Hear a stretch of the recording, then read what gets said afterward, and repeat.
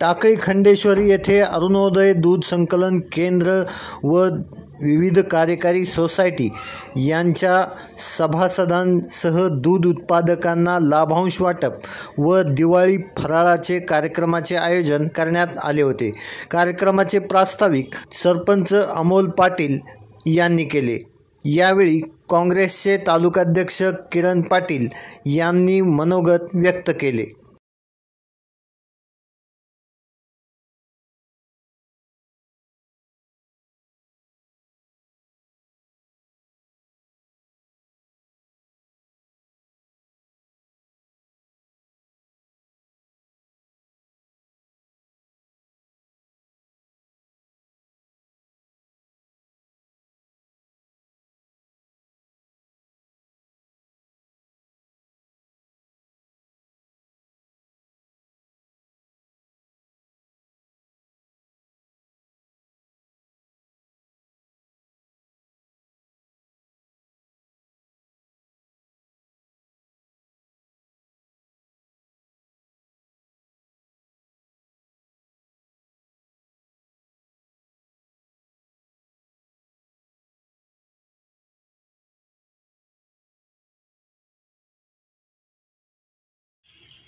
की हे दुधामध्ये अग्रेसर होणारं गाव झालंय। मी मागाशी त्या ठिकाणी भागड्याच्या इथं भाषण करताना मी सांगितलं होतं की आपल्या इथं स्पर्धा लागली पाहिजे आणि दूध धंदा वाढला पाहिजे। आता नुसता दूध धंदा वाढून दादा चालणार नाही, तर त्या दूध धंद्यावरती प्रक्रिया करणारे उद्योग सुद्धा या ठिकाणी निर्माण झाले पाहिजेत। आणि मग प्रक्रिया करणारे उद्योग जर या ठिकाणी निर्माण झाले तरच या ठिकाणी आपण या दूध धंद्यामध्ये आपलं हब किंवा आपण त्याच्यामध्ये लक्ष केंद्रित करू शकतो। आता बरेच जण दादा जरा तुमच्याकडे बघून म्हणतात की दादा आम्हाला बोलत नाहीत, दादा थांबत नाहीत। मी दादांकडे पाहतो एक व्यावसायिक म्हणून ते राजकारणामध्ये आलेले आहेत, म्हणजे अगोदर व्यावसायिक आणि मग राजकारणामध्ये। तसं दादा मला सांगायचा मुद्दा असा आहे की आमच्या तरुण पोरांनी याच्याकडे व्यवसायाकडे लक्ष दिलं पाहिजे आणि मग या ठिकाणी राजकारणामध्ये आलं पाहिजे। दादांपाशी बसल्यानंतर ह्याच्या कुरघोड्या कर त्याच्या कुरघोड्या कर ही न सांगता दादा मी काय करू, मी ह्या उद्योगामध्ये जाऊ का, मला तुम्ही काय मार्गदर्शन करता। मला 100% खात्री आहे या देशातल्या कुठल्याही कानाकोपऱ्यात फोन लावण्याची ताकद या दादांमध्ये, कुठल्याही देशाच्या कुठल्याही कानाकोपऱ्यामध्ये एखाद्या व्यवसायासाठी एखाद्या उद्योगधंद्यासाठी फोन करण्याची ताकद आहे। म्हणून मी या ठिकाणी म्हणतो की आपण नशीबवान आहेत की एवढं मोठं व्हिजन असणारा माणूस आज कर्जत जामखेडला आमदार म्हणून लाभलेत। अशी लोक मोजकीच असतात आणि त्याच्यामध्ये आपल्याला मर लागलाय, म्हणून आपण नशीबवान आहेत। आता आपल्या इथं कुठलीही गोष्ट केली की त्याला 2 भाग। आता कुठं पाहिलं व्हॉट्सअप फेसबुक त्याच्यावर दिसतो वार चालले, विकासावरही कोणी बोलायला तयार नाही। कार्यकर्त्यांनी मगाशी दादांनी सांगितलं की कुठल्याही पक्षाचा कार्यकर्ता होते त्याचं काम केलं पाहिजे, परंतु ती परिस्थिती आपल्याकडे राहिली नाही। दूध धंद्याबद्दल मी थोडक्यात सांगणार आहे। दादा 1980-82च्या कालावधीमध्ये कुठेही डेअरी नव्हती। अशा वेळेस 1980-82 मध्ये काळामध्ये दादा कुठेही दूध धंदा नव्हता। चिंचोलीमध्ये पहिल्यांदा डेअरी निर्माण झाली, सरपंच 80चा काळ असेल। आणि मग कुठून तरी जर्सी गाय आणि होस्टन गाय 1980 साली विष्णू अण्णांनी आणल्या चिंचोलीच्या, आणि त्यावेळी तिथं दूध घ्यायला मला वाटतं कोहिनूर होते, कोईनकर। आणि मग टाकळीची लोक दूध घालायला तिथवर सायकली जायचे चिंचोलीला। हो, स्वर्गवासी आचुदादा काळदादाची कंपना। आणि मग या ठिकाणी पहिली आमच्या परिसरामध्ये तिथं डेअरी निर्माण झाली आणि मग त्यांचा आदर्श घेऊन या ठिकाणी टाकळीमध्ये तिथून पुढे मग या ठिकाणी सहकारी दूध संस्था निर्माण झाली। अलीकडे बोनसचा विषय वेगळा येतोय, सहकारी संस्था खाण्याचाच मार्ग झालाय, सहकारी संस्था टिकवत नाहीयेत। मी आमच्या वडिलांचा दादा एक आदर्श सांगेल, जेवढं काही कमिशन यायचं ना डेअरीचं 1 रुपया कमिशन, त्या कमिशनचं खातं वेगळं होतं हे सगळ्या गावाला माहिती। त्या खातं कमिशन म्हणजे कमिशनचं खातंच वेगळं। आणि मग ज्याला कोणाला गरज लागेल उचलीची तर त्याच्यावरती चेक लिहून द्यायचे. कोणाच्या मुलीचं लग्न असेल, मला काय असेल, तर त्या येणाऱ्या कमिशन मधून त्यांना ती चेक द्यायची त्यांनी सिस्टीम केली. त्यांनी त्यातला एकही रुपया, आज जरी ते बँक स्टेटमेंट काढलं तर एकही रुपया त्यांनी घरी कधी खर्च केला नाही. परंतु मग जर का अडचण आली कुठं काही, तर हे वाघमोड सारखे यायचे आणि कुठेतरी ब्लॅकमेल म्हणायचे, नाही आता आम्हाला पगार वाटायला पैसे नाहीत, म्हणजे कमिशनचे बी पैसे वाघमोड सरपंचातून काढून घ्यायचे. पण ते म्हणले मी कधीही माझा पैसा याच्यामध्ये घरामध्ये घालणार नाही. अशा पद्धतीने डेअरी टिकवली, लोक टिकवले आणि तेच काम या ठिकाणी अमोलनेही केलं. मी मगाशी सांगितलं होतं की देण्याची ताकद लागते. येणाऱ्या रुपयामधले 50 पैसे परत लोकांना माघारी दिलेत. येणारा काळ हा वाईट आहे. या डेअरीवाल्याला चेअरमनलाही सांगेल, तुम्ही जास्त एकमेकांमध्ये स्पर्धा लावून घेऊ नका, दुष्काळ पडणार आहे. आणि उद्या पुढे बसणारे लोकही परत हसणार आहे, म्हणणारे आम्हाला माहित होतं. ज्यांनी डेअरी बंद केली ते बोलतायत. म्हणून या ठिकाणी या बोनसच्या रूपाने आता संगमनेरमध्ये असेल, तुमच्याकडे असेल की सहकारी कारखान्याचे पैसे आले, दूध संघाचे पैसे आले की त्या ठिकाणच्या लोकांची बाजारपेठ खुलती, तिथली बाजारपेठ चलती आणि दिवाळी लोकांची याच्यामध्ये होती. आजही माझ्या हिशोबाने बोनस वाटप हे आपला 29,22,171 रुपये. याच्यामध्ये संस्था वाटप 9,74,027 आणि सभासदांची कपात 19,28,174 आणि कंपनी ही डेअरीचा टर्नओव्हर वर्षाचा 6,19,21,464 एवढा टर्नओव्हर झालाय. म्हणजे एवढे पैसे गावामध्ये आलेले आहेत आणि याच्यावरती दूध धंद्यावरती गावाची अर्थव्यवस्था चालते. दिवाळीमध्ये बोनस मिळतोय. त्याचबरोबर दुसरी एक संस्था आहे, मला वाटतं 1935 मध्ये कर्मवीर दादा पाटलांनी या ठिकाणी सोसायटीची निर्मिती केली आणि सोसायटीचे फाउंडर म्हणून या ठिकाणी दादा पाटलांनी 1935 मध्ये या सोसायटीची निर्मिती केली. आणि आज आपण त्या सोसायटीच्या माध्यमातून 5,21,000 एवढा बोनस सभासदांना त्यांच्या बँकेच्या खात्यावरती फक्त आता प्राथमिक स्वरूपामध्ये आपण 5-6 लोकांचा या ठिकाणी देणार आहोत. त्यानिमित्त सुद्धा 5,21,000 सोसायटी आज शेतकऱ्यांना देते, त्यांच्या दिवाळीमध्ये हातभार लावते. आता मला हे राजकारण बोलायचं नव्हतं, परंतु काही जणांनी राजकारण काढलं म्हणून मला बोलण्याची वेळ आली.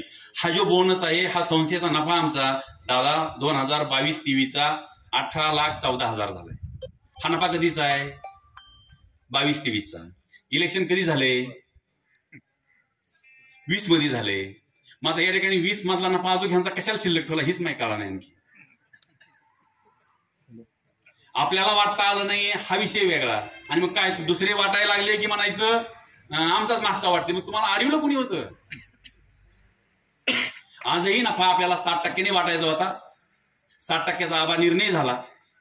तो निर्णय का झाला? तर दुष्काळी परिस्थिती आहे. उद्या आपल्याकडे पैसे शिल्लक राहावे. आज सुद्धा आपल्याकडे 18 लाख नफा म्हणल्यावर 12 लाख शिल्लक आहेत. सगळ्यांनी सांगितलं 5च्या ऐवजी 7च्या ऐवजी 10 करा, म्हणून याकडे 10% नफा आपण संस्थेने वाटला. हा नफा आपण अविरतपणे पुढेही वाटणार आहोत. आपण इलेक्शन मध्ये हा शब्द दिला होता, तो शब्द पूर्ण करण्याचं काम आपण या निमित्ताने करणार आहोत. या संस्थेमध्ये एक दादा आम्ही प्रोजेक्ट टाकलाय, त्याला आपण सहकार्य करावं. क्लिनिंग ग्रेडिंगचा 1.5 कोटीचा प्रोजेक्ट टाकलाय. मला वाटतं कर्जत तालुक्यातून एवढा एकच आहे आमच्या विकास सोसायटीचा. नाही, तो वर्ल्ड बँकेच्या याच्यामध्ये आहे, परंतु आपलं जे पणन विभाग आहे या पणन विभागाच्या माध्यमातून हे सँक्शन देतात त्याच्यामध्ये. हो, हा दुसरा आहे आमचा. तर याच्यामध्ये आम्हाला त्याचं सँक्शन पण मिळालंय, परंतु त्याला अट अशी आहे किंवा तुमच्या इथं पहिलं जुनं गोडाऊन पाहिजे. ते गोडाऊन पण आमच्याकडे आहे, फक्त आमच्या गोडाऊनवरती व्यवहार नाहीये. आम्ही तेवढा व्यवहार केल्यानंतर आम्हाला एवढं मंजूर करून द्यावं. आणि तालुक्यातलं म्हणण्यापेक्षा जिल्ह्यातलं पहिलं ही क्लिनिक ग्रेडिंगचं सेंटर आपलं चालू होईल.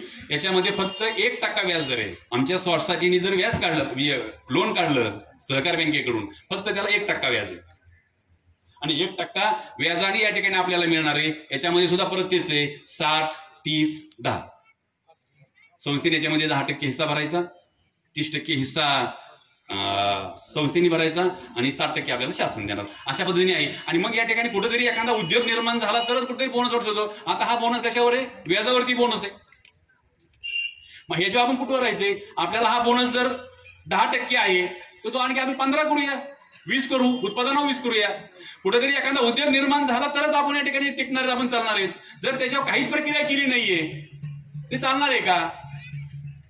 कर्मवीर भाऊराव पाटलांनी संस्था काढली, त्यावेळी संस्थेची गरज होती. कर्मवीर दादा पाटलांनी संस्था काढली, शाखा काढल्या, कारण त्यावेळी मुलांना शिक्षण मिळत नव्हतं, तेव्हा त्यांची गरज होती. आता आज जर कोणी एखादं म्हणायला गेलं आता मी एखादी शाळा काढतो, लोक म्हणतात माहिती आहे आम्हाला तुम्ही शाळा काढणार आहे. म्हणजे ज्या काळात जी गरज होती त्या काळात त्या संस्था निघाल्या, त्या संस्थेमध्ये लोक शिकली, लोक मोठी झाली. आज गरज दुसरी आहे. आज गरज मुलांनी उद्योगाकडे गेलं पाहिजे, शेतीवरचा ताण कमी केला पाहिजे. शेतीवरची 50% मुलं जेव्हा कमी होतील तेव्हा शेतीलाही चांगले दिवस येतील आणि उद्योगालाही चांगले दिवस येतील आणि आपल्यालाही चांगले दिवस येतील. म्हणून या ठिकाणी मुलांनी चर्चा करत असताना या विषयाचा अभ्यास केला पाहिजे ना, या विषयावरती बोललं पाहिजे असं मला या निमित्ताने वाटतं.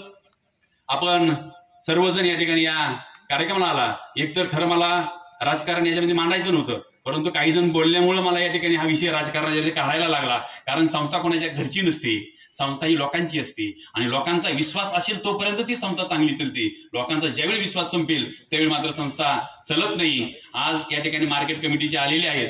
दादा तुम्ही म्हणले ह्याला बोलता येत नाही, बरं उलट लय बोलता येत नाही म्हणून चांगली मार्केट चालेल. नशीब आपलं जरा काटा वापून आलो. खरं जणांकी आपली 4-5 वाढली असते. हे तज्ञ माणसं आपल्याकडून गेले, थिटे पाटील असतील, संतोष बाप्पू असतील, अजून जर आपल्या 4-5 जागा वाढल्या असत्या तर मला वाटतं राज्यामध्ये नामावंत अशी मार्केट कमिटी कर्जत जामखेडची झाली असती. त्याला आपण या ठिकाणी मुकलोत जे आले त्यांचं आपण स्वागत केलंच पाहिजे. शेवटी लोकशाहीमध्ये मताला महत्व असतं, त्या मतामध्ये आपण कुठेतरी कमी पडलो म्हणून आपण या ठिकाणी असं झालं. तर चांगल्या एका मार्केट कमिटीच्या आपण संचालकाला आपण मुकलेलो आहोत एवढं या निमित्ताने सांगेल. आणि दुसरी एक आनंदाची गोष्ट सांगेल. आता लाईट तर काय आपली टिकत नाही, 1 तास झाले की लाईट जाते. दादांकडे पाठपुरावा केला आणि आपल्या थापलिंग मंदिरापाशी सबस्टेशन, दादा त्यांच्या भाषणामध्ये बोलतीलच, हे सबस्टेशन ते आपलं अंतिम टप्प्यामध्ये आहे. रोगाबा तुमची मिटिंग चालली होती त्यावेळी आम्ही दादांकडं ह्या विषयासाठी आलतो की काहीही करा पण हे सबस्टेशन मंजूर करा. आणि याचा दादांनी पाठपुरावा घेतला. मला वाटतं आम्ही म्हणल्यानंतर रात्री 9 वाजता राज्याच्या MDला तुम्ही तिथं फोन लावला. रात्री 9 वाजता मला वाटलं MD आता इतका मोठा माणूस आहे, दादा त्यांना फोन लावतात लगेच. आम्ही म्हणल्या फोन लावला. ते म्हणले काही झालं तरी तुम्ही इथला प्रस्ताव सादर करून घ्या. आणि तो प्रस्ताव सादर करून घेतला आणि आता तो अंतिम टप्प्यामध्ये आहे. एवढ्या महिन्यात 2 महिन्यामध्ये त्या ठिकाणी आपलं सबस्टेशन पूर्ण होईल. तेही दादांनी आणखी पाठपुरावा केला तर आणखी एका महिन्यामध्ये बी होईल. म्हणून या ठिकाणी विकासाचं व्हिजन असणारं असं हे नेतृत्व कुठलाही माणूस असेल ज्यांच्याकडं विकास असेल आपण त्यांच्याबरोबर राहिलं पाहिजे. राजकारणामध्ये काही चालतं परंतु विचाराशी आपण कधीही हरकत घेता कामा नये. दादा हे आमचे सगळे लोक जे आहेत हे एका विचाराचे आहेत. डुबलसर आहेत इथं. आमच्या इथं राजकारण तेवढ्या पुरतं असतं. आमच्या इथं एखादा पडला ना आम्ही त्याचा सत्कार करू, म्हणजे पडला बी जेवीन सत्कार करतो. असं आमच्यात होत नाही की तुम्ही त्याला बोलायचंच नाहीये, असं आम्ही कधी करत नाही. आणि म्हणून या ठिकाणी हे जे आमचं गाव आहे हे गाव चांगल्या पद्धतीने चाललंय. या गावाला वारसा आहे, कर्मवीर दादा पाटलांचा वारसा आहे. अनेक लोकांनी याच्यामध्ये त्याग करून हे गाव उभं राहिलंय. आणि आमचं सांगायचा मुद्दा आणखी एक परत याच्यामध्ये की आपलं कृषी महाविद्यालय आलं. तर कृषी महाविद्यालय आल्यानंतर ते कृषी महाविद्यालय कुठे झालं? हळगावला झालं. तिथं रात्री 6 वाजल्याच्या पुढे गेल्या कुठलीच एसटी नाहीये जायला. कर्मवीर दादा पाटलांनी 1949 मध्ये टाकडीला बी शाळा काढता आली असती सर, कारण त्यांचं गाव टाकडी होतं. पण त्यांनी 1949 साली कर्जतला पहिली महात्मा गांधीची शाखा काढली. तालुक्याच्या मुलाला शिक्षण द्यायचं काम केलं. दादा पाटील महाविद्यालयाची स्थापना कर्जतला केली. त्यावेळी त्यांना वाटलं नव्हतं की माझ्या गावापाशी न्यावं. तालुक्यातला बहुजन माणूस शिकला पाहिजे, तालुक्यातल्या माणसाला शिक्षण मिळलं पाहिजे हे धोरण स्वीकारणारा आमचं गाव आहे. आणि साहेब इथं बसणारा प्रत्येक जण आहे ना, या प्रत्येकाने 1-1 पायली 2-2 पायली ज्वारी देणारा. त्या कॉलेजमध्ये जरी किती जण शिकून गेले असले तरी शेवटी फाउंडर इथे त्या प्रत्येकाने या ठिकाणी 1-1 2-2 पायली ज्वारी दिली. घरी खायला ज्वारी नसेल किंवा घरी काही नसेल, कुठलंच घर नाही, पार्टीचं घर आहे विरोध पार्टीचं पण घर आहे, असं कुठलंही घर सुटलं नाही की त्या घराने रे शिक्षण संस्थेसाठी त्याग केला नाही. अशा प्रकारचं आपलं हे गाव आहे. या गावाला वारसा आहे. हा वारसा असाच आमचा चांगला राहील, चांगला जपूया. आज या बोनस वाटपाच्या कार्यक्रमाच्या निमित्ताने आमदार साहेबांनी विनंती केल्यानंतर मान दिला, ते आले, त्यांचंही या ठिकाणी स्वागत करतो. आणि पुढल्या वर्षी जरा मी दीपक बागडेला बोलतो, सगळ्यांचाच बोनस कार्यक्रम एकत्र करू. आमदारांना 2-2 ठिकाणी जाण्यापेक्षा शेवटी लोक बी हेच आहेत, तिकडे बी ऐकायला हे आणि इकडे बी हे, असं काय ह्याच्यापेक्षा वेगळं नाहीये ना. हा कार्यक्रम लांबवण्यापेक्षा आणखी त्या तिसऱ्या डेअरीवाल्यालाही बोलू, आपण तिघं मिळून एकत्र वाटू आणि गावाची दिवाळी चांगली करू. फक्त आता चेअरमन लोकांची काही दिवाळी होऊन देऊ नका. एवढं तिन्ही बी याच्यामध्ये हे काय झाले दादा, एक उठतोय ते म्हणतोय मला ते 15 लाख रुपये देतोय, त्याला की 20 लाख करतोय. मी ह्या तिघांनाही बोलून घेऊन सांगितलं तुमच्यात मेळ करा उचल देताना. तो येऊन तुम्हाला घोडा लावतोय, तो म्हणतोय तो बी 15 देत नसतो, पण नुसता नाव सांगतोय. हे असे 5-10% आहेत ना, ह्यांनी ह्याचा रेट फार वाढलेला आहे. मग याच्यामध्ये हा धंदाही आपला संपला नाही पाहिजे, हेही बघितलं पाहिजे. शेवटी व्यवसाय हा व्यवसायाच्या पद्धतीने केला पाहिजे, राजकारणाच्या पद्धतीने केलं पाहिजे.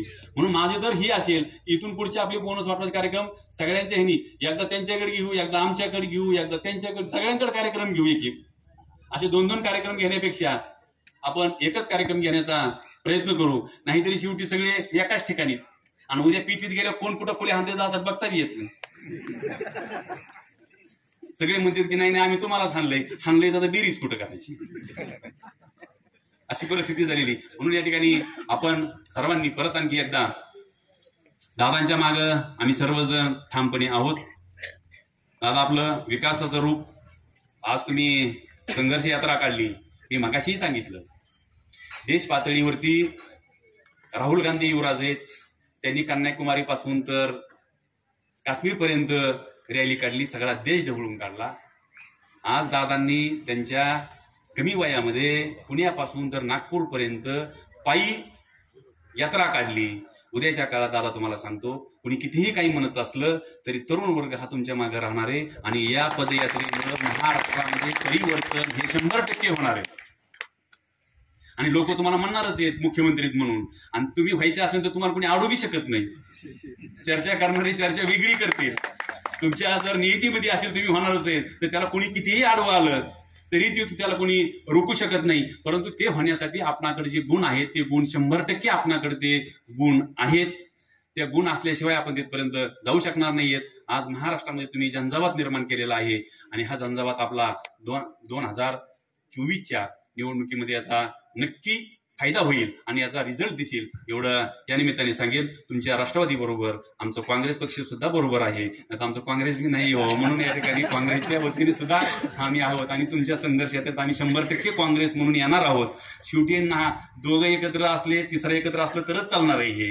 या ठिकाणी ते नसेल तर कोण विचारणार नाहीये. म्हणून या ठिकाणी आम्हाला बरेच जण म्हणते तर मग तुमचं आता काँग्रेस संपणार आहे. मी म्हणलं आता संपलं काँग्रेस, एकत्रच येत ना सगळे. असं कुठं आम्हाला म्हणते दादा की तुम्ही संपले म्हणून, असा विषय येत नाही.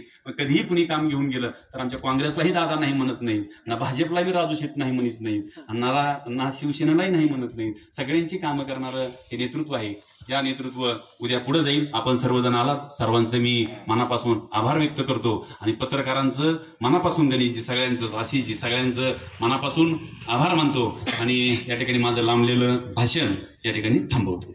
या प्रसंगी विजय भंडारी, पोपट आबा खोसे, संतोष भोसले, राजेंद्र डुबल यांची भाषणे झाली. प्रमुख पाहुणे म्हणून उपस्थित आमदार रोहित पवार यांनी बोलताना अरुणोदय दूध संकलन संस्थेसारखी इतर अनेक संस्था सर्वत्र असणे गरजेचे आहे असे म्हणत संस्थेचे कौतुक केले.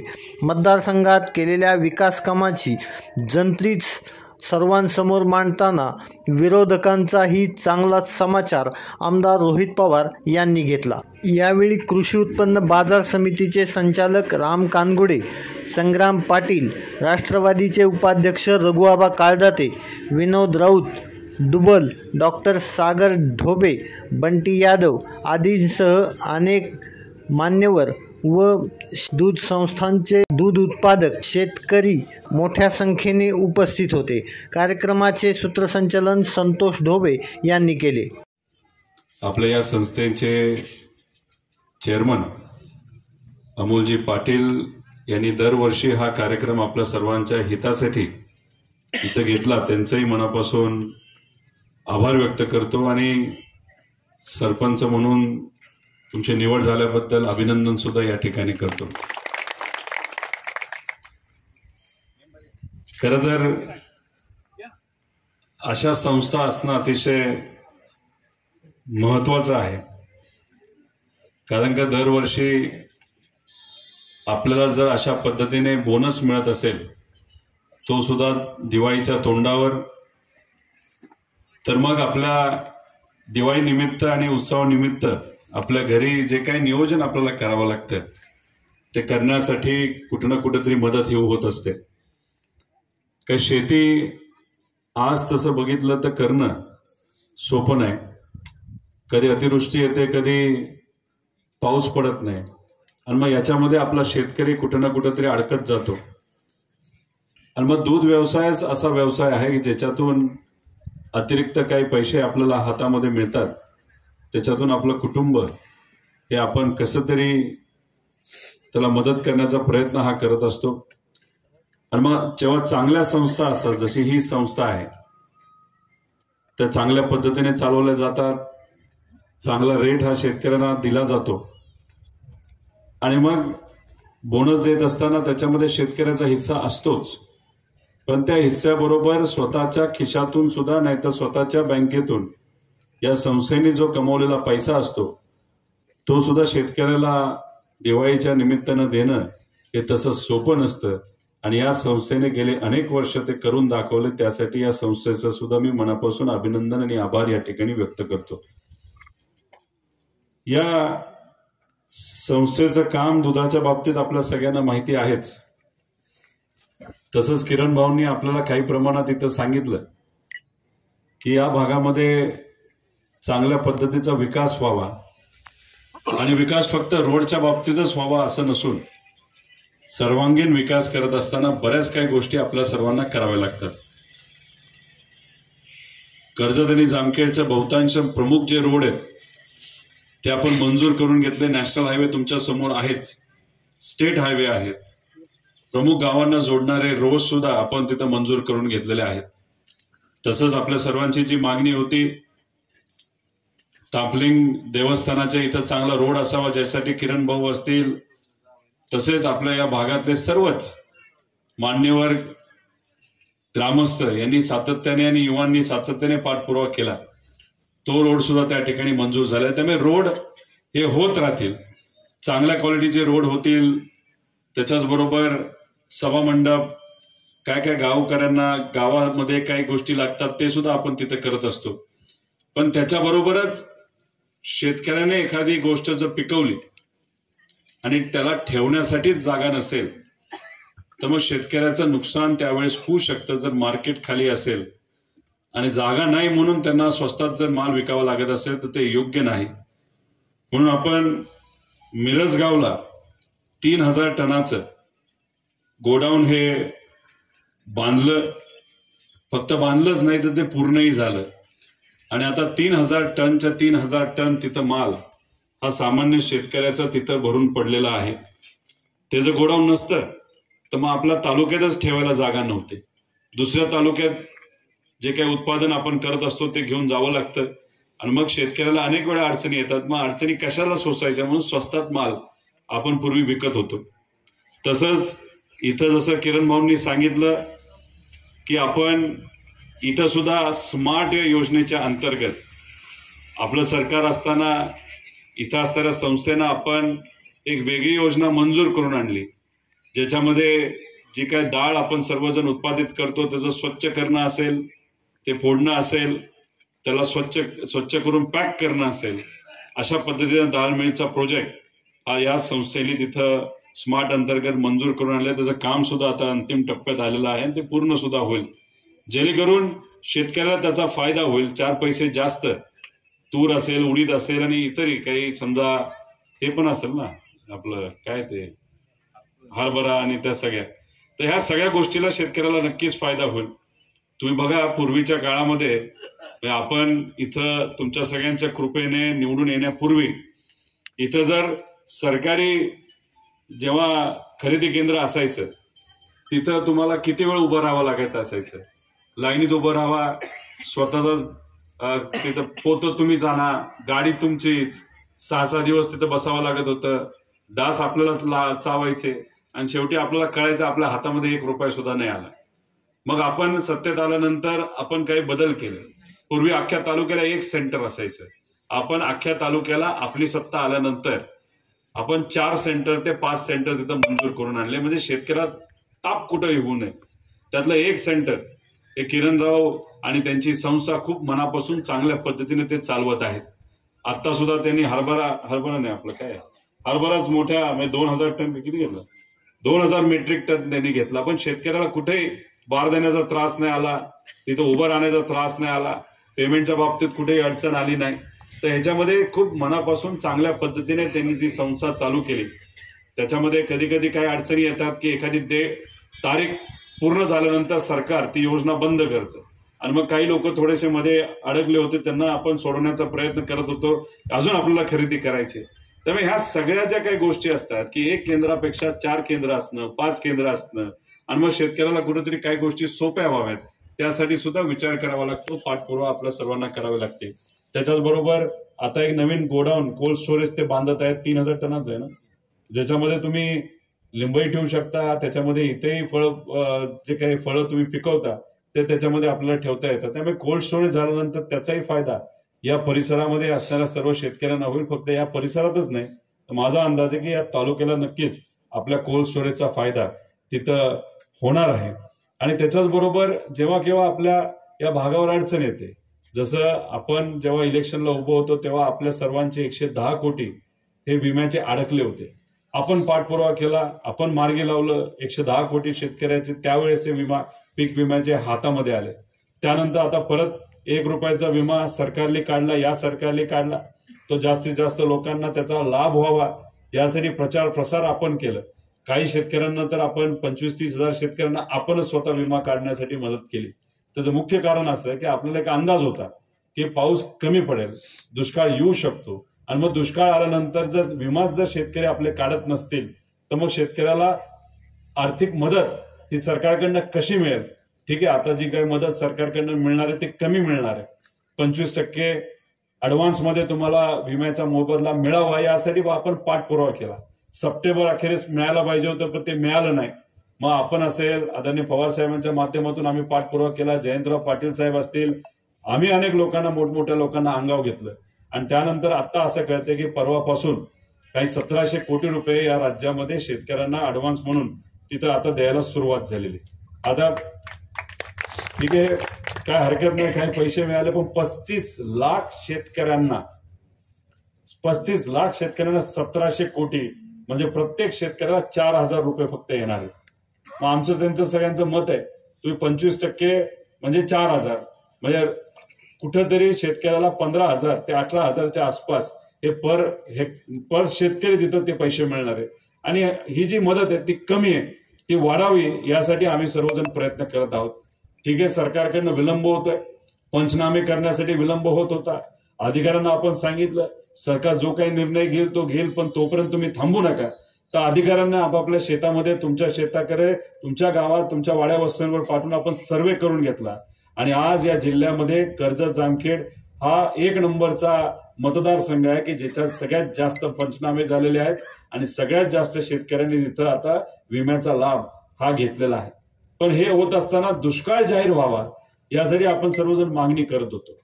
मागणी ही राज्याची होती, राज्यात दुष्काळ जाहीर व्हावा यासाठी आपण सर्वांनी प्रयत्न केले, पाठपुरावा घेतला. अनेक वेळा मोठमोठ्या मंत्र्यांना तिथं आपण भेटलो, अधिकाऱ्यांना भेटलो. पण जेव्हा तिथं दुष्काळ जाहीर झाला तो फक्त 40 तालुक्यामध्ये झाला होता.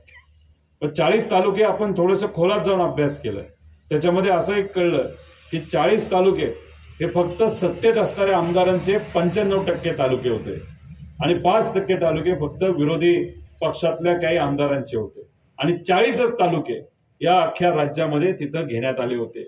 आणि त्या तालुक्यामध्ये सुद्धा सर्कल हे काही वगळण्यात आले होते. हे योग्य वाटलं नाही. मग मीडियावर आम्ही बोललो, आम्ही पाठपुरावा केला, अधिकाऱ्यांशी बोललो, मंत्री महोदयांना आम्ही त्या ठिकाणी पाठपुरावा केला, आमच्या नेत्यांनी त्या ठिकाणी पाठपुरावा केला. प्रत्येक जिल्ह्यामध्ये तिथं असणारे जे आपले पदाधिकारी आहेत त्यांनी छोटं आंदोलन असेल, निवेदन असेल, ह्या सगळ्या गोष्टी दिल्यानंतर आणि त्याच्यात एकच म्हणजे आश्चर्याची गोष्ट अशी होती की आपला जिल्हा अख्खातला अख्खा बघायला होता. मग हे योग्य नव्हतं, कारण कर्जत जामखेडची परिस्थिती आम्हाला माहिती आहे. इतर पदाधिकाऱ्यांना बोलल्यानंतर तिथं पिण्याच्या पाण्याची परिस्थिती त्या त्या तालुक्यामध्ये काय त्या लोकांना माहिती आहे. असं असताना सुद्धा आपला जिल्हा जर वगळला जात असेल तर खूप मोठा अन्याय आहे. कारण सरकार काम करत असताना सगळ्यांना विश्वासात घेऊन जे काही तुम्ही जाहीर कराल एकदाच जाहीर करा ना. तुम्ही 40 करणार, मग तुम्हाला कळणार अरे हे राहिलं ते राहिलं. मग काय एवढं गोंधळलेल्या पद्धतीने जर सरकार काम असेल तर ते योग्य नाही. आता काल आम्हाला असं कळतंय की कर्जत जामखेडचं प्रत्येक सर्कल हे आता दुष्काळग्रस्त म्हणून तिथं जाहीर झालेलं आहे आणि नक्कीच आपल्या सगळ्या शेतकऱ्यांना त्याचा तिथं फायदा होईल अशी आपली अपेक्षा आहे. पण याच्यात आम्ही मागणी अजून एक केलेली आहे, शेतकऱ्यांना चांगल्या पद्धतीने मदत व्हावी. कारण का पूर्वी तुम्ही जर बघितलं म्हणजे गेल्या काही महिन्यांमध्ये भाषण करत असताना 3 पट मदत आपण करू असं सांगितलं होतं, पण 3 पट मदत मिळाली नाही. म्हणजे भाषणाचे मुद्दे वेगळे आणि खऱ्या अर्थाने शेतकऱ्याच्या हातात जेव्हा मदत जाते ती फार तुटपुंजी जाते. त्यामुळे आम्ही त्यांना हेच म्हणणं आहे की अधिवेशनामध्ये तुम्ही भाषण ज्या पद्धतीने करता त्याच्यामध्ये जे मोठे आकडे आमच्या शेतकऱ्याला तुम्ही मदत म्हणून द्याल असं सांगता ते तशीच्या तशी मदत ही आमच्या शेतकऱ्याला मिळावी असा एक पाठपुरावा आम्ही सर्वजण तिथे करत आहोत. आणि पुढच्या 20-22 दिवसामध्ये आपली जी यात्रा चालू होणार आहे, आपण नागपूरला 7 तारखेपर्यंत पोहोचणार आहोत. तर तोपर्यंत हे सरकारने केलं नाही तर अधिवेशनामध्ये 100% आपल्या सर्वांचा आवाज तिथं आम्ही घेऊन जाऊ आणि तुम्हाला सर्वांना तिथे न्याय मिळाल्याशिवाय राहणार नाही असा विश्वास आम्ही करू. पण याच्यात अजून एक वेगळी मागणी करतोय की 2017ला आपल्या 19ला इलेक्शन झालं, 2017ला तिथं दुष्काळाची परिस्थिती होती, प्यायला पाणी नव्हतं.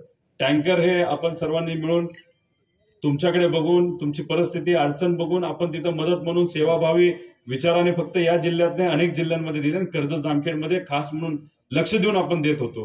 पण त्यावेळेस जेव्हा आपण अभ्यास केला त्यावेळेस असं जाणवलं की जी शेतकऱ्याची कष्टकऱ्याची मुलं मुली आहेत जे कॉलेजमध्ये आहेत ज्यांची फी आता चालू आहे, शेतकऱ्याला अडचण आल्यामुळे शेतकऱ्याला ती फी देता आली नाही, त्यामुळे त्या मुलांनी शिक्षण सोडून दिलं. ती परिस्थिती 2017मध्ये होती. तशी परिस्थिती परत येऊ नये यामुळे या दुष्काळ जाहीर करत असताना आमच्या मुला मुलींच्या फी सुद्धा सरकारने माफ केल्या पाहिजे, नाही तर मदत केली पाहिजे अशी सुद्धा मागणी आम्ही सर्वांनी तिथं करून ठेवलेली आहे. जर ती मागणी मान्य नाही झाली तर आपल्या या राज्यातून 5 लाख शेतकऱ्याची कष्टकऱ्याची मुलं मुली शिक्षणापासून वंचित राहील अशी कुठेतरी भीती आम्हा सगळ्यांना तिथं वाटते. त्यामुळे ही मागणी आपल्या सर्वांची तिथं आपण घेतलेली आहे. त्याच्याच बरोबर आमच्या माता भगिनींना दिलेला शब्द म्हणजे कर्जत जामखेडचं एक सुद्धा गाव आपण सोडलेलं नाही ज्या गावामध्ये आपण पिण्याच्या पाण्याची योजना मंजूर केलेली नाही. प्रत्येक गावामध्ये आपण पिण्याच्या पाण्याची योजना ही मंजूर केलेली आहे. 60% गावामध्ये 90% काम झालेलं आहे. 10-20 गावामध्ये 100% काम झालेलं आहे आणि फक्त 3 गाव आहेत ज्याच्यात काम सुरू नाही झालं, ते लवकरात लवकर सुरू होईल. त्यामुळे पिण्याच्या पाण्याच्या बाबतीतला दिलेला शब्द सुद्धा त्या ठिकाणी पूर्ण केलेला आहे. MIDC कडनं मला एक वेगळा अनुभव आलाय की जेव्हा आम्ही एखादी गोष्ट बोलतो पाठपुरावा करतो हे दिसतं तेव्हा आमचे विरोधक ती कामं थांबवतात. आपले 450 कोटी रुपयाची कामं माझ्या विरोधकांनी तिथं थांबवली होती. मग आपण कोर्टात गेलो, शेतकरीच कोर्टात गेले, युवा वर्ग कोर्टात गेला, आपले हे सर्व पदाधिकारी कोर्टात गेले आणि कोर्टात आपल्याला विजय मिळाल्यानंतर 450 कोटीची कामं ही आपली जी मुद्दामून मला क्रेडिट मिळू नये म्हणून माझ्या विरोधकांनी जी थांबवली होती ती कोर्टाने उठवली आणि त्याची कामं आता तिथं सुरू होणार आहे. आणि ते कामं सुरू होत असताना त्याच्यामध्ये आपण भरपूर कामं केली, फक्त एकच काम आपलं अडकलंय ते म्हणजे आपली MIDC. आता MIDCचं काम आपण का हातात घेतलं होतं, कारण महिलांना मी शब्द दिला होता पिण्याच्या पाण्याचा तो आपण पूर्ण केला. रोडचे जे प्रमुख मागणी आपल्या सगळ्यांची होती गडकरी साहेबांना विनंती करून आणि आदरणीय पवार साहेबांच्या माध्यमातून आपण त्यांना पत्र लिहिलं, बोलणे करून दिलं, तर हा मोठा नॅशनल हायवे आपला तिथं झाला. त्याच्याच बरोबर आपण जर बघितलं तर आरोग्याचे विषय आपण कर्जत जामखेडचे पूर्णपणे मार्गी लावलेले आहेत. त्याच्याच बरोबर आपण इतरही जे काही महत्वपूर्ण विषय कर्जत जामखेडचे होते, डेपोचा प्रश्न कर्जतचा आता अनेक वर्षांपासून प्रलंबित होता. तुम्ही मगाशी किरणराव बोलला बस तिथं नव्हत्या पूर्वी, तसंही आपल्याला श्रीगोंदा डेपोवर अवलंबून राहावं लागतंय आज सुद्धा. आणि मग अशी परिस्थिती असताना 25 वर्ष फक्त 10 वर्ष तरी माझ्या आधी फक्त डेपो आणतो म्हणून गाजर दाखवलं गेलं, डेपो आणला नाही. डेपो याचं कारण आणि महत्व त्याचं असं आहे की छोट्या बसेस आपल्याला मिळतात, आपल्या हक्काच्या बसेस असतात, आपल्या हक्काच्या म्हणजे आपल्या तालुक्याच्या असतात. मग छोटी वाड्या वस्ती असते तिथे छोटी बस जाते, हिरव्या रंगाची जी छोटी असते, आणि जिथं मोठ्या असतात तिथं मोठ्या बसेस जातात. आणि या सगळ्या बसेस रात्रीच्या वेळेस ह्या कर्जत आपल्या डेपोला येऊ शकतात. तिथं त्याचा मेंटेनन्स वेगळं होतो आणि मग आपलं जे दुसऱ्या डेपोवर अवलंबून राहावं लागतं ते तसं आपला डेपो जेव्हा असेल ते राहायची जरूरत नसते. त्यामुळे आता इथं आपल्या डेपो म्हणजे आपण आमदार झाल्यानंतर पहिल्या म्हणजे 3 ते 4 महिन्यामध्ये आपण आपला डेपो मंजूर केला, त्याचा निधी टाकला. 90% आता काम झालेलं आहे. आता पुढच्या काही महिन्यांमध्ये स्वतःच्या म्हणजे कर्जतकरांच्या स्वतःच्या हक्काच्या बसेस या आपल्या 3 महिन्यामध्ये आपल्या कर्जतच्या डेपोवर येतील आणि ती मागणी ही आपल्या सर्वांसाठी महत्वाची होती. आताही काही मुली प्रायव्हेट गाडीमध्ये जावं लागतं, हात दाखवावा लागतो, अनोळखी माणसांच्या गाडीमध्ये बसून टेम्पोमध्ये बसून आपली मुलं मुली जेव्हा शाळेला जातात ती गोष्ट आपल्याला पटत नाही. पण म्हणून डेपो महत्वाचा होतो, तो आता मार्गी लावला. अशी बरीच कामं आपण मार्गी लावलेली. पण MIDCचं काम, जो शब्द मी युवांना दिला होता त्याच्यामध्ये खूप मोठ्या प्रमाणात राजकारण झालं. त्याच्यामध्ये प्रक्रिया अशी असते की सर्वे करावे लागतात. कर्जत जामखेडचे सर्वे दोन्ही तालुक्याचे आपण केले. सर्वे केल्यानंतर राशींच्या भागामध्ये आपण जागा बघितली, त्यानंतर आपण कोरेगाव तो जो भाग आहे नाही तर कर्जतच्या जवळ तिथं जागा बघितली, इथं या भागामध्ये सुद्धा आपण जागा बघितली होती, जामखेडमध्ये जागा बघितली. आणि या सगळ्या सर्वे कोरोना असताना सुद्धा आपण सर्वे करत होतो, कारण परवानगी केंद्र सरकारने दिली नव्हती कुठल्याही सर्वेची. हे सगळे सर्वे झाल्यानंतर आपण आपल्या इथं माई जळगावच्या जवळ तिथं 1100 एकराची जवळच आहे की तुम्हाला त्याचा फायदा कसा होईल सांगतो की तुम्हाला. मग तिथं ती शेवटी ती जागा पटली. त्याचं मुख्य कारण आहे, मला अधिकाऱ्यांनी सांगितलं दादा काय आहे तुम्ही लय सिरियसली घेता गोष्टी. म्हणलं का रे, तसं नसतं करायचं. मला कोण अधिकारी शिकवत आहे ते म्हणले काय करायचं 50-100 एकराची MIDC आपण जाहीर करायची, बातम्या करायच्या, लोक देतात मत, काय प्रॉब्लेम नाही. म्हणलं काय मला काय वेळ समजलं का. म्हणलं 100 एकर म्हणजे एखादं गुऱ्हाळ टाकायचं असेल तरी आपल्याला 25 एकराची जागा लागते आणि तू 100 एकरामध्ये काय 4 गुऱ्हाळ टाकायचे का आपल्याला. आपण म्हणतोय की मोठं MIDC इथं झाली पाहिजे आणि मग त्या अनुषंगाने त्यांच्या पाठीमागे लागून आपण म्हणजे बारामतीमध्ये सुद्धा जेव्हा MIDC मंजूर झाली होती ती 1100 एकराची झाली नव्हती, ती कमी क्षेत्राची झाली होती. कर्जत जामखेड हे एकुलतो एक मतदारसंघ असेल की तिथं MIDC पहिल्यांदाच मंजूर झाली आणि एवढ्या मोठ्या एकरावर झाली, म्हणजे 1100 एकरावर त्या ठिकाणी मंजूर झाली. त्यामुळे सर्वे झाला, तिथं ड्रोन सर्वे झाला. सर्वे झाल्यानंतर जसं आपल्या राज्याला मुख्यमंत्री असतो तसं राज्याला एक अधिकारी असतो, त्याला आपण CS म्हणतो. त्या अधिकाऱ्याच्या अंतर्गत कुठलाही प्रोजेक्ट जर 15-20 कोटीच्या पुढे असेल तर त्या HPC हाय पॉवर्ड कमिटी म्हणून बैठक असते. मंत्र्यांच्या आधी तिथं तो प्रस्ताव जातो, तो तिथं मंजूर होतो. जो आपला मंजूर झालाय 1100 एकराचा, तिथून मग ती फाईल आपली गेली MIDC कडे. MIDCच्या अधिकाऱ्यांनी ती मंजूर केली. MIDCच्या अधिकाऱ्यांकडनं ती फाईल गेली इंडस्ट्री म्हणजे इंडस्ट्री विभाग जो आहे त्या विभागाच्या अधिकाऱ्यांकडे, सेक्रेटरीकडे. ती तिथं मंजूर झाली. मग अधिकाऱ्यांकडनं मंजूर झाल्यानंतर शेवटची सही लागते, ती लागते इंडस्ट्रीच्या मंत्र्यांची म्हणजे उदय सामंतांची. आणि ती फाईल तिथे गेल्यानंतर ते माझे मित्र असल्यामुळे त्यांनी लगेच ती फाईल सही केली. पण माझ्या विरोधकाला कळालं की ती फाईल सही झाली, ते जाऊन विकासाच्या कामाला कधीच भेटत नाहीत कोणाला, पण स्थगितीच्या कामाला जसं 450 कोटीला स्थगिती देण्यासाठी पहिला पठ्या तिथं जाऊन बसला होता, तसं MIDC थांबवावी म्हणून हे महाशय तिथं जाऊन बसले आणि सही केलेली फाईल ती तशीच्या तशी अजूनपर्यंत मंत्र्याच्या कपाटामध्ये पडून आहे. आता माझं मत काय होतं की जर आपण ती फाईल म्हणजे ह्याला 1.5 वर्ष झालं ही सरकार येऊन, 1.5 वर्षापूर्वी फाईल ती सही झाली असती नवीन मंत्र्याकडनं तर आतापर्यंत आपण सर्वजण मिळून MIDC मध्ये नवीन कंपनीचं भूमिपूजन तिथं करू शकलो असतो. म्हणजे भूमिपूजन होऊन तिथं मोठी इंडस्ट्री आली असती, सिव्हिलचं काम सुरू झालं असतं, तिथं इतर जे रिक्षा लागतात, असंघटित क्षेत्राला कामं लागतात, तिथं जे लोक जे कामाला येतात त्यांना राहण्याची व्यवस्था, जसं की आपलं क्षेत्र त्या MIDCच्या जवळ आहे तर काही लोक इथं भाड्याली घरं राहण्यासाठी येणार, मग तिची उलाढाल वाढणार, तो खर्च आपल्याच गावामध्ये होणार आणि मग तिथं ओव्हरऑल बारामतीमध्ये MIDC मध्ये गेल्याचं जे वातावरण होतं तसं वातावरण आपल्याकडे झालं असतं. नवीन मुलांना संधी मिळाली असती. जे अशिक्षित मुलं आहेत, जे शिकले नाहीत, त्यांना असंघटित क्षेत्रामध्ये तिथं काम मिळालं असतं. कुणी टेम्पो चालू केला असता, कुणी दुकान टाकलं असतं, कुणी टपरी टाकली असती, कुणी अजून काही सिव्हिलचं काम केलं असेल, कुणी पोकलांडला काम मिळालं असतं. आणि मग हे सगळे झाल्यानंतर जी मुलं आज आपल्या आई वडिलांना इथंच गावाकडे सोडून पिंपरी चिंचवड सारख्या ठिकाणी जाऊन राहतात, काम करतात, त्यांना परत आपल्या गावामध्ये येण्याची संधी ही मिळाली असते. आणि तिथं या सगळ्या गोष्टी झाल्या असताना पण जेव्हा विजन नसते एखाद्या नेत्याला, त्याला फक्त स्थगिती कशी करायची आणि फक्त 4 लोकांमध्ये त्याची वाहवा कशी झाली पाहिजे ह्यात जे गुंतलेले नेते असतात ह्याच्यामुळे सामान्य लोकांचं खूप मोठ्या प्रमाणात नुकसान होतं. पण काही काळजी करू नका, MIDCचा मुद्दा हा आपण हातामध्ये घेतलेला आहे, त्याला मान्यता सुद्धा मिळालेली आहे. शेवटची सही कुठलाही तिथं मंत्री असला तरी ती 100% पुढच्या काही महिन्यांमध्ये होणार आणि आपली MIDC जी मंजूर आहे त्याचा GR हा लवकरात लवकर निघेल असं आश्वासित आपल्या सर्वांना करतो. आणि हे सगळे मुद्दे घेऊन जेव्हा या अडचणी माझ्यासारख्या व्यक्तीला कर्जत जामखेडमध्ये जेव्हा मला यायला लागल्या तेव्हा मी चर्चा अख्ख्या महाराष्ट्रामध्ये असणाऱ्या पदाधिकाऱ्यांची केली, आमदारांची केली. त्यांच्याकडे सुद्धा हीच परिस्थिती आहे. मग हे गटाटटाचं जे राजकारण आहे, हे स्थगितीचं राजकारण आहे, हे खालच्या पद्धतीचं राजकारण आहे, खालच्या विचाराचं जे राजकारण आहे, ज्याच्यामध्ये सामान्य लोकांना कुठेही केंद्रबिंदू ठेवलं जात नाही, हे राजकारण माझ्यासारख्याला योग्य वाटत नाही. म्हणून चर्चा केल्यानंतर मग आपण सुरू केली युवा संघर्ष यात्रा, ज्याच्यामध्ये हे सर्व मुद्दे आपण घेतले.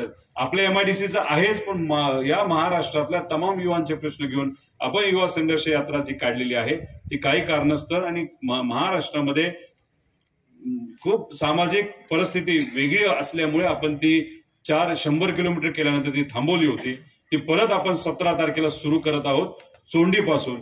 त्यामुळे मी आपल्या सर्वांना निमंत्रित करतो. 16 तारखेला संध्याकाळी 4 वाजता चोंडीमध्ये आपण खूप मोठ्या प्रमाणात भूमिपूजन ठेवलेली आहेत आणि एक सभा तिथे घेत आहोत. जयेंद्र पाटील साहेब आणि इतरही नेते तिथे येणार आहेत. ती सभा झाल्यानंतर 17 तारखेला सकाळी या महिन्याच्या आपण तिथून यात्रा सुरू करत आहोत. 750 किलोमीटर करून नागपूरपर्यंत आपण घेणार आहोत, ज्याच्यामध्ये आपण हाही MIDCचा मुद्दा घेतलेला आहे. आणि कर्जत जामखेडमध्ये आतापर्यंत 180 कोटी रुपये आपण हॉस्पिटलसाठी आणलेले आहेत.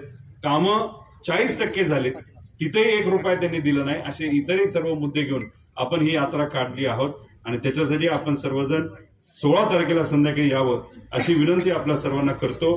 त्याच्याच बरोबर जी काही दुष्काळी परिस्थिती आहे, पिण्याच्या पाण्याच्या अडचणी येऊ शकतात, पण गेल्या 4 महिन्यामध्ये आपण जेव्हा बघितलं पावसाळा होता पण पाऊस झाला नव्हता. सरकारला आम्ही विनंती केली की टँकर चालू करा. टँकर एक सुद्धा चालू केला नाही. प्रस्ताव घ्यायला, मान्यता द्यायला आणि टँकर चालू करायला यांना 3 महिने लागले. आणि या 3 महिन्यामध्ये आपण सर्वांनी मिळून 46 टँकर या कर्जत जामखेडमध्ये स्वतः व्यक्तिगत आपण सर्वांनी मिळून तिथं चालू ठेवले होते. मला एकच बोलायचंय की सरकार जर एवढं धीमे गतीने चालत असेल आणि जर टँकर आपण देऊ शकलो नसतो, व्यक्तिगत आपण दिले, तर मग लोकांनी पाणी कुठलं पिलं असतं? मग हे कसलं राजकारण? आणि अधिकाऱ्यांना जिल्ह्याच्या माझ्या विरोधकांनी झापलं. का झापलं? रोहित पवारचे टँकर का चालू आहे? अरे बाबा, 2018ला टँकर आम्हीच दिले होते, तेव्हा सत्ता तुमचीच होती.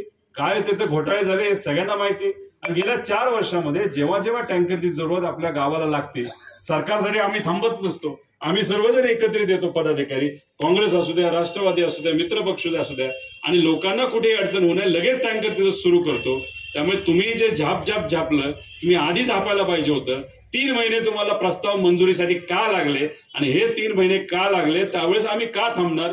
म्हणून आम्ही लगेचच शेतकऱ्याला, तिथं असणाऱ्या महिलांना, लोकांना पाणी सुरू केलं. त्यामुळे या दुष्काळामध्ये सरकारकडनं टँकर प्यायला मिळाले का नाही मिळाले ह्याच्यामध्ये आम्ही कुठेही थांबणार नाही. आम्ही सर्वजण एकत्रित येऊ, पण या कर्जत जामखेडच्या कुठल्याही व्यक्तीला तहानलेलं आम्ही ठेवणार नाही असा शब्द हे आपल्या सर्वांना त्या ठिकाणी देतो. आणि सरकारची जी मदत असेल त्याच्यामध्ये कुठेही घोटाळा न होता ती मदत आमच्या शेतकऱ्यापर्यंत कशी पोहोचेल यासाठी आपण प्रयत्न करत आहोत. चारा छावण्या कदाचित सुरू होणार नाहीत असं दिसतंय, पण चारा डेपो चालू होईल. त्यामुळे डेपोमध्ये सुद्धा घोटाळा न होता, पूर्वी काय झालं याचा अंदाज तुम्हाला सगळ्यांना आहे, त्यामुळे तिथं घोटाळा न होता चारा सुद्धा आमच्या शेतकऱ्याला कसा मिळेल यासाठी आम्ही प्रयत्न करू. लंपीच्या बाबतीत तेच केलं. सरकार म्हणजे महाराष्ट्र सरकारने लंपीचा जो डोस आहे, जो तुमची वॅक्सिन आहे, ते घेऊस तर, ते देऊस तर त्याच्यामध्ये 2-2.5 महिने गेले. तोपर्यंत ज्या 2 कंपन्या सरकारने मंजूर केल्या होत्या, नाहीतर त्याला परमिशन दिली होती, त्यातल्या एक कंपनीची आपली ओळख असल्यामुळे आपण तिथं कुठेही सरकारला न थांबता 1 लाख जनावरांना स्वतः व्यक्तिगत आपण सर्वजण मिळून तिथं डोसेस दिले. आणि कर्जत जामखेडचे जेव्हा 100% डोसेस लंपीचे तिथं जनावरांना दिले गेले होते, तेव्हा या महाराष्ट्रामध्ये फक्त 15% डोसेस दिले होते. आपण फार पुढे होतो का? आमच्या शेतकऱ्यांना अडचण येऊ नये, जनावर दगावू नये. सरकारकडे 20,000 रुपये मिळतील, पण जनावरांची किंमत ही 80-90 हजार रुपये आहे. दूध कमी झाल्यानंतर शेतकऱ्यांना नुकसान होईल, ते नुकसान होऊ नये यासाठी सुद्धा आपण तिथं लंपी आणि ह्या सगळ्या गोष्टींमध्ये लक्ष घालून त्या बऱ्याच काही गोष्टी केलेल्या आहेत. त्याच्याच बरोबर सबस्टेशनच्या बाबतीत तुम्हाला मगाशी सांगितलं, अजिबात काळजी करू नका. कर्जत जामखेडमध्ये गेल्या 15 वर्षात जेवढे सबस्टेशन मंजूर नाही झाले हे गेल्या आपण 5 वर्षामध्ये केलेलं आहे. त्याच्यामध्ये चिलवडीला आपण केलेलं आहे, राशींची कॅपॅसिटी वाढवली आहे, तिथं घुमरीला आपण तिथं केलं, तेही सुरू झालेलं आहे. चोंडीला आता तिथं आपण मंजूर केलेलं आहे. ते झालं तर कर्जत जामखेड दोन्हीकडे फायदा त्याचा होणार आहे. जामखेडमध्ये अजून 2 आपण मंजूर केलेले आहे आणि आपल्या इथं सुद्धा आपण एक तिथं थापलिंग देवस्थानाच्या जवळ तिथं प्रस्ताव आता फायनल लेवलला गेलेला आहे, तोही तिथं मंजूर होईल. आणि 300 किलोमीटर ते लिंक लाईन आपण मंजूर केलेलं आहे, त्याचंही कामं आता दिवाळीनंतर सुरू होणार आहे. जेणेकरून असं एक नेटवर्क कर्जत जामखेडमध्ये आपण केलेलं आहे. या सबस्टेशनला प्रॉब्लेम आला, त्या डीपीला प्रॉब्लेम आला, तर 300 किलोमीटरची लाईन आपण कर्जत जामखेडमध्ये डिझाईन केलेली आहे, जेणेकरून कुठल्याही शेतकऱ्याला त्यावेळेस कुठेही अडचण होऊ नये. आणि ह्या ज्या केबल वायऱ्या नाही तर तुमचे तारा ज्या खराब झालेल्या आहेत त्या सुद्धा आता आपण मोठ्या प्रमाणात रिपेअर करत आहोत. प्रस्ताव पूर्वी मंजूर झालाय, त्याला पैसे सुद्धा पडलेले आहेत, फक्त टेंडर सुद्धा झालेलं आहे, काम सुरू नाही झालं. या महिना अखेरीस तिथं काम हे तिथं सुरू होईल. त्यामुळे असे सगळे विषय आपण ह्याच्यामध्ये घेतले. बोलायला लागलं तर खूप काही बोलू शकतो, खूप वेळ त्याच्यामध्ये जाईल. त्यामुळे मी जास्त न बोलता इथल्या सर्व शेतकऱ्यांना आज इथं जे काही काय झाले पीक विम्याचं बोललो ना, पीक विम्याचा विषय होता.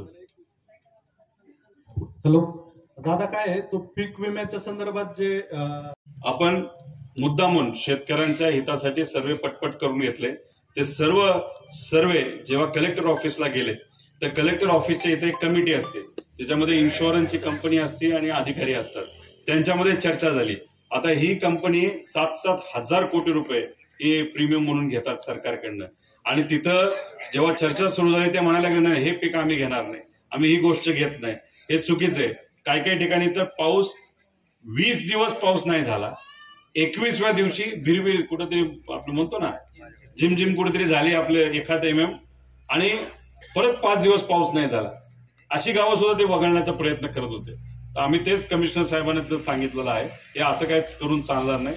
त्यांच्यात थोडासा वादविवाद चालू आहे, पण हे तुम्ही जे म्हणत असाल तर हे चुकीचं आहे. पण जे रिजेक्ट झालेत त्यांनी अजिबात शांत बसू नका. जे आम्ही आता आकडे काढतो कुठले कुठले रिजेक्ट झाले आणि ते परत ते कसे स्वीकारतील यासाठी आपण शांततेत बोलू. आणि शांततेत जर होत नसेल तर मग काय करायचं ते आपण नक्कीच या बाबतीत करूया. तर कुठलाही शेतकरी आपला वंचित राहणार नाही, या बाबतीतली दक्षता आपण सर्वजण घेऊ. म्हणजे 4,000 रुपये आता येणार आहेत आणि मग टोटल 18,000 एका शेतकऱ्याचे पैसे मिळणार असतील, त्यात त्याचं काय झालेलं नुकसान हे काय भरपूर निघू शकत नाही. त्यामुळे ते निघावं, त्याला मदत जास्ती मिळावी यासाठी 100% आम्ही सर्वजण प्रयत्न करणार आहोत. आणि आपल्या युवा संघर्ष यात्रेमध्ये तोही त्याच्यामध्ये भाग आहे, लाईटचा सुद्धा भाग आहे. अहो लाईटचं तर काय सांगू तुम्हाला, आपल्या काळामध्ये 25 अधिकारी आणि सगळेच अधिकारी इथं असायचे. आता जसे आपल्याला कसं म्हणायचं, नशिबाली म्हणायचं का दुर्दैवाने म्हणायचं, एक MLC म्हणजे अजून एक आमदार इथं मिळाल्यानंतर त्या आमदाराने अधिकाऱ्यांना असं चुकीच्या पद्धतीने त्यांचं हे केलेलं आहे की अधिकारी आता आपल्या कर्जत जामखेडला टेकायलाच नको म्हणतात. ते म्हणतात दादा तुम्ही एकटा आमदार असताल तेव्हा आम्ही तुमच्याकडे येतो. त्याचं काय झालंय की 25 पदं MSEBची आज रिक्त आहेत कर्जत जामखेडमध्ये. आणि मग आज काय होतं की कुठं डीपी जाळला, कुठं काय झालं, तर फार मोठं प्रेशर आता अधिकाऱ्यांवर येत आहे. आम्ही देवेंद्र फडणवीस साहेब या विभागाचे मंत्री त्यांना विनंती केलेली आहे, अधिकाऱ्यांना विनंती केलेली आहे की आमची रिक्त पदं ही MSEBची तुम्ही भरा. त्यामुळे ते लवकरात लवकर भरतील अशी अपेक्षा करू. पण डेपो तुमचं सबस्टेशन वगैरे ते मार्गी लागले, पण आज दैनंदिन जीवनामध्ये जे काही अडचणी आता लाईटच्या बाबतीत येत आहेत त्या बाबतीत नक्कीच आम्ही सर्वजण लक्ष देऊन ते कशा सोडवता येईल यासाठी प्रामाणिकपणे प्रयत्न करत आहोत. एवढंच या ठिकाणी आपल्या सर्वांना सांगतो. 15 लाख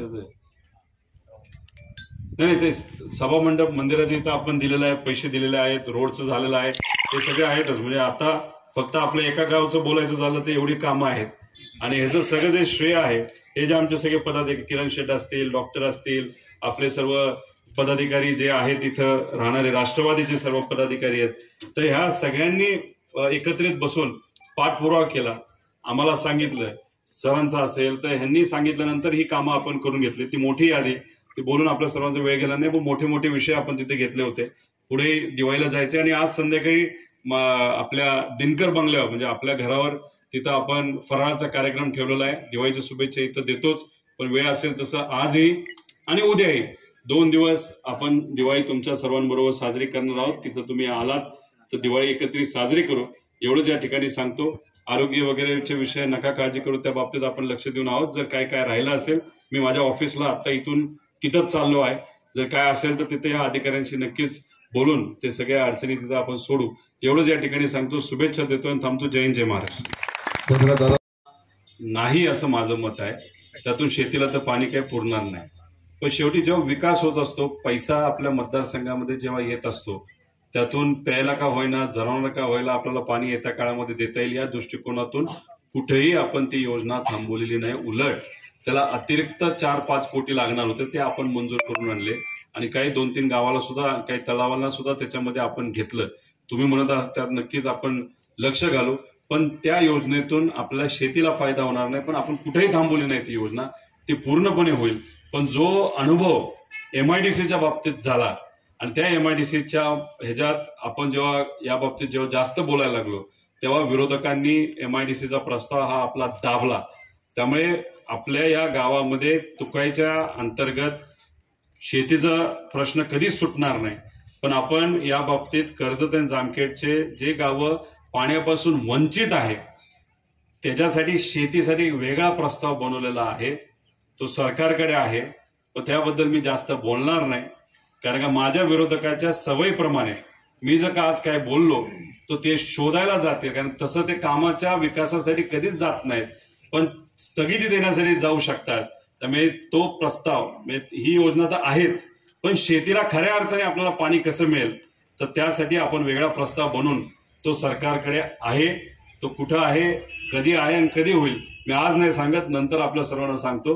पण त्या बाबतीत 100% आम्ही विचार करत आहोत. तुमचा जो कॉक आहे, तो कॉक जो कुठे लावायचा आहे तर त्याच्याबद्दल आपण बघू. पण तो काही योजना ही कदाचित प्यायसाठी नाही तर जनावरांसाठी योग्य योजना आहे. ती योजना थांबणार नाही, ती लवकरात लवकर पूर्ण होईल. तुम्ही म्हणता तसं अजून एखादं तळं वाढवायचं असेल तेही आम्ही सर्वजण बघू. पण एक वेगळी योजना ज्याच्यातून आपल्याला खऱ्या अर्थाने शेतीला मदत होईल, ती योजना 100% आपण पाठपुरावा करत आहोत. एवढंच या ठिकाणी आपल्या सर्वांना सांगतो.